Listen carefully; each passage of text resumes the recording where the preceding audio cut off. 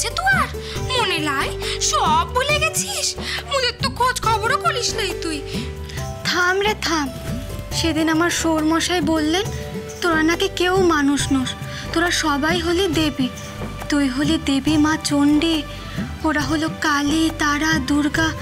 তাই তো আমি আর ভয়ে তোদের খোঁজ করিনি রে। সেই থেকে আমি ভেবে সারা হচ্ছি তোরা যদি সত্যিকারের দেবী হোস, আমি তো তাহলে তোদের সাথে খারাপ ব্যবহার করে ফেলেছি। না জানি আমার কতই না পাপ হয়েছে, কিভাবে যে এর পাপের প্রায়শ্চিত্ত করব। হাই দেখো এ বেটি কি কইছে, দেখো না ওরা নাকি দেবী।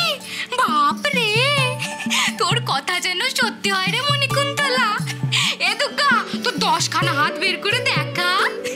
এ কালী তোর 4টে হাত বের করে দেখা। থাক, আর ঠাট্টা করতে হবে না।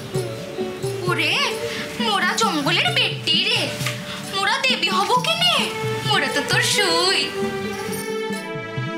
সই? ও সইয়ের জন্য পরাণখানা কেমন হ্যাচর প্যাচর করলো, ছুটতে এলাম। তাহলে তোরা সেদিন এলি না কেন? যখন আমি, সৌরমশাই, বট ঠাকুর, নিতাইদা আমরা সবাই আদ্দামাকে জঙ্গলের ভেতর থেকে বাইরে নিয়ে এসেছিলাম, তখন তোরা সবাই জঙ্গলের ভেতর থেকে বাইরে এলি না কেন?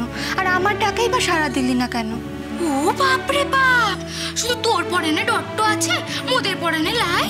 তো আসুর ভাসুরকে যে মোরা ডরাই, তাই তো সামলেটো আসিলাই। ইস, দাঁড়া, আজ তোদের সবার সাথে পরিচয় করিয়ে দেব। না, মোরা শুধু তোর কাছে আসবো যাবো, তোর দরকারটা পড়লে মোদের কথা ভাববি মোরা আসবো, আর কারোর সামনেটো আসবো নাই। মরিব।